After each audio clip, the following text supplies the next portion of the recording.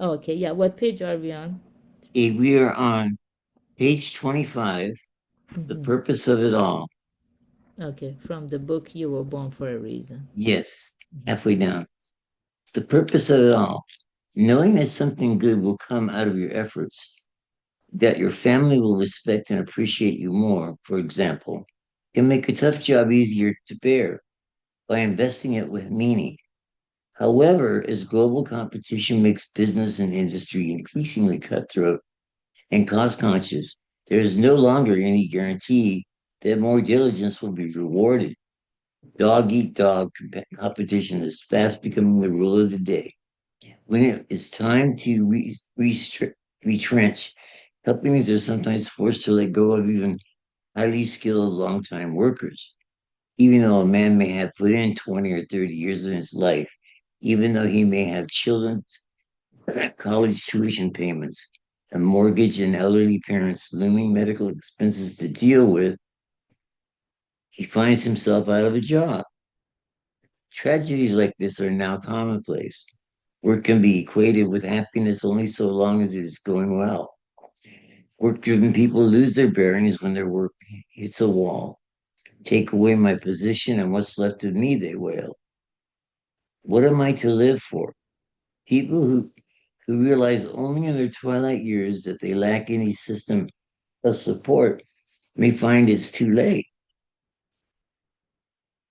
In the 2002 movie about Schmidt, the title character, who is recently retired and widowed, looks back over his life and says in a voiceover, I know we are all pretty small in the big scheme of things, and I suppose the most you can hope for is to make some kind of difference. But what kind of difference have I made? What in the world is better because of me? I am weak and I am a failure. There's just no getting around it. Relatively soon I will die.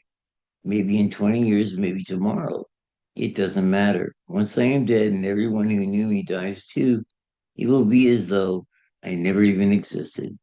What difference has my life made to anyone? None that I can think of, none at all. Like many American men, the title character in this movie feels the questions of the meaning and purpose of life weighing heavily on him after retirement. Midway in the journey of our life, I found myself in a dark wood where the straight way was lost. So begins the divine comedy of Dante.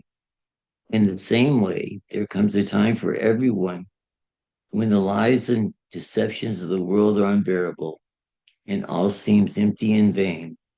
After a lifetime of dedicated work and the hope of a generous pension, many a hapless worker has reached retirement age only to find that aghast that his hopes were misplaced. He may turn to his wife for comfort, only to find that she has betrayed him or lost interest. His children want nothing more to do with him. Trusted friends and colleagues drift away. He tries to make it on his own, but then illness renders him immobile. All he has left is a pile of unpaid debts. In short, he faces the grim fact that nothing he ever placed faith in was truly trustworthy. All was a broken reed. Surely nothing in life is so wretched as the moment when one realizes the futility of all one's efforts, or stands appalled at the massive accumulation of a lifetime in unpardonable sins. Mm-hmm. The Yeah, harshness of such a yeah. one more Maybe we can sentence. pause The here. harshness of Oh, okay. such a judgment is made worse by the fact that it often comes just as one's last physical strength is ebbing away. Mm, so Woohoo! beautiful. So true. God, brutal. Brutal truth. Brutal honesty. Hmm. What do It's, you want to share? uh, you know, my mother, my mother died 10 years before my father retired. And, we never heard of any grand plans or anything, but they were married for 40 years. And they did the deal till death do we part. And my father, he was already, technically he was old, but he was tired, and that's just about did him in. And then after he retired, he lasted, I think, 5 more years because it was, and I'd seen it already, many, many other men, you know, people who used to be my employer, all of a sudden they're not there and then they're gone. They're no longer alive. They did whatever they did for a few more years and pulled the plug. That's what we used to call it, pulling the plug.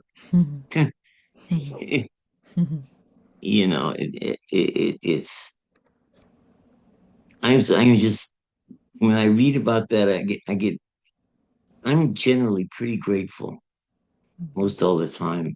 But when I read stuff like that, I get even more grateful that, that I finally succumb, I didn't succumb. I finally found Buddhism, then I found Amida, you know. It was like I got straight to there.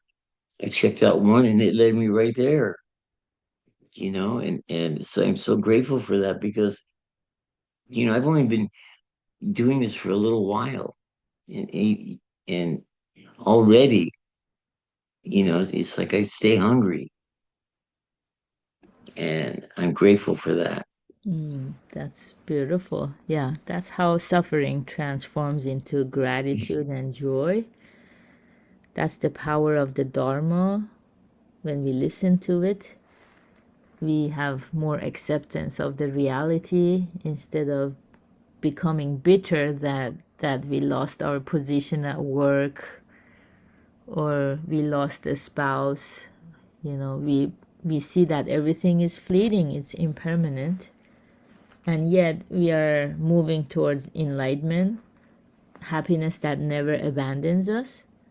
So that's part of the reason how the suffering transforms to gratitude and joy, like so vividly you described for us. Thank you for sharing.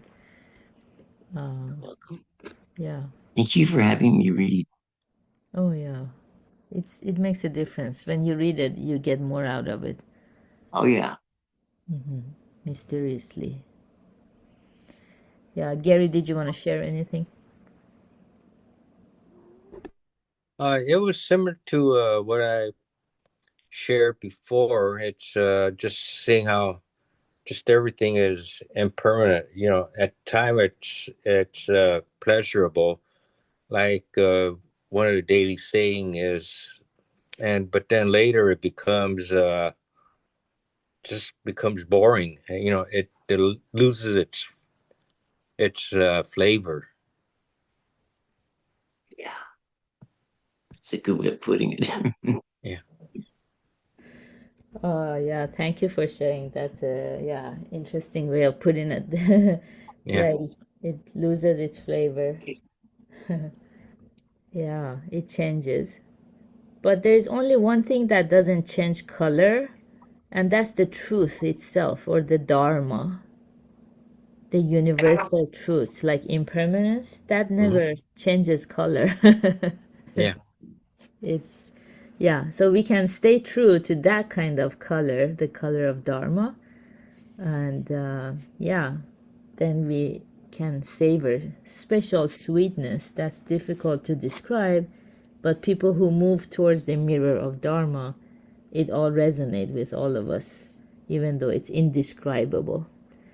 Yeah, beautifully said. Thank you both, and have a beautiful Wednesday. We have Karma Lab today, 5 p.m. Pacific, and then Morita Sense's Japanese class, 8 p.m. Pacific. And have a beautiful hump day. Bye. Thank you, everybody. Bye. Bye. Thank you. Thank you. Have a wonderful day. Yeah, you too. Everybody do the same.